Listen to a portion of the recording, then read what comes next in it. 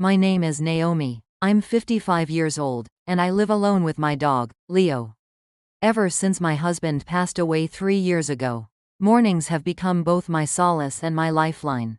Each day, just as the sky begins to shift from gray to gold, I wrap a scarf around my neck, clip the leash onto Leo's collar, and step into the cool morning air.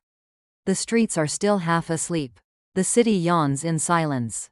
There's a kind of sacredness to these early hours before the noise of the world returns. It's the only time I feel like I can breathe again. I walk to the nearby park, the same one my husband and I used to visit before life changed.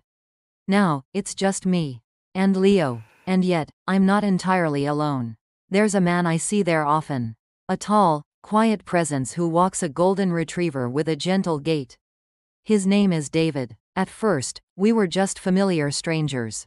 He would nod, I would smile. Then one day, our eyes met longer than usual, and we exchanged soft greetings. Good morning. Good morning. That was it, but somehow, it meant something. There was something in his voice, a low, steady tone that lingered even after I passed by. And something in his eyes, like the shadow of a story he wasn't telling. Later, I learned he had lost his wife just 2 years ago. Our paths began to align more often. We'd pause longer at the fountain, sit beneath the same blooming cherry tree, and slowly, without either of us intending it, words began to bloom like spring buds. First, it was about our dogs. Then the weather. Then memories. This season brings back a lot, doesn't it? Yes, sometimes too much. He never asked about my husband, and I never pried about his wife. But in the space between our sentences, we understood each other. I began to notice how I'd feel a flutter in my chest when I spotted him ahead on the path, or how I walked a little slower, just to extend our time side by side. He had this calm presence, like the kind of silence that didn't ask anything of me but quietly stayed. One morning, the air was cooler than usual. We both had scarves wrapped tight. As we reached a bench near the pond, he looked at me. Shall we sit a moment? I nodded. Our dogs settled at our feet, content in the stillness. We sat in silence for a while, watching the breeze ripple across the water. This is the time I feel most like myself. His words sank into me slowly, like warm tea spreading through my chest.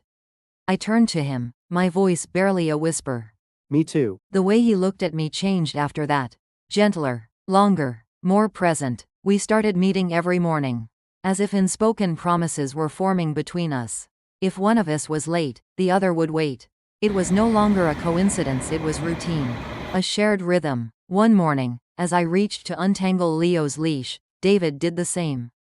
Our hands brushed. A spark, not of electricity, but of warmth, deep, bone-deep warmth. I froze for a moment, unsure. But then he took my hand. Not possessively, just gently. May I hold it for a while? I nodded, feeling my fingers tighten around his without even meaning to. I hadn't realized how much I missed being held, how much I craved touch that wasn't rushed, or out of pity, but born from quiet affection. He turned toward me fully then, and with a reverence I hadn't felt in years, he whispered. Naomi. The way he said my name unraveled something inside me. He reached up, touching my cheek, and before I could say anything, our lips met. It was soft, delicate, but it carried everything we hadn't said. His mouth tasted of coffee and cold air, and yet it was the warmest kiss I had ever received. When our lips parted, I found myself leaning into him without shame. I've wanted to do that for a long time, so have I. We didn't rush. We walked the path again, hand in hand, as the cherry blossoms began to flutter in the breeze around us. The petals danced like confetti, celebrating something neither of us could name yet. When we reached the entrance to my apartment building, I hesitated. But only for a moment. Would you like to come in for tea? His eyes searched mine, and then he smiled. Only if you're sure. I am. He stepped inside. My home is quiet, simple, full of framed memories and soft cushions. I hadn't brought a man inside since my husband passed. But this felt right. As I busied myself in the kitchen, I felt him step closer. I turned. He was right there. Naomi. He said it like a prayer. He touched my face again, then kissed me, not softly this time, but with depth. The kind of kiss that pulls you into the present and erases the past. His hands moved to the buttons of my blouse. I didn't stop him. I wanted this. One by one, he undid them, revealing the skin beneath. His eyes never left mine. You're beautiful. The way he said it, I believed him. I closed my eyes, letting his hands discover me. My breath quickened, but I didn't feel nervous, only alive. His lips traced my collarbone, my neck, my shoulder. I gasped, softly. He held me closer. And there, bathed in morning light, our bodies slowly remembered how to love again. Later, we lay tangled in each other. The window spilled golden light across the bed. The only sounds were our breathing and the ticking clock. I traced a line along his shoulder. His eyes were half open, watching me. Were you awake, just watching you? I smiled. Last night still feels like a dream. He pulled me closer. It wasn't. He kissed my forehead. Let's not make this the last morning. And I whispered, it won't be. Because I knew after all the silence, all the stillness, something had begun again. Something soft, something real.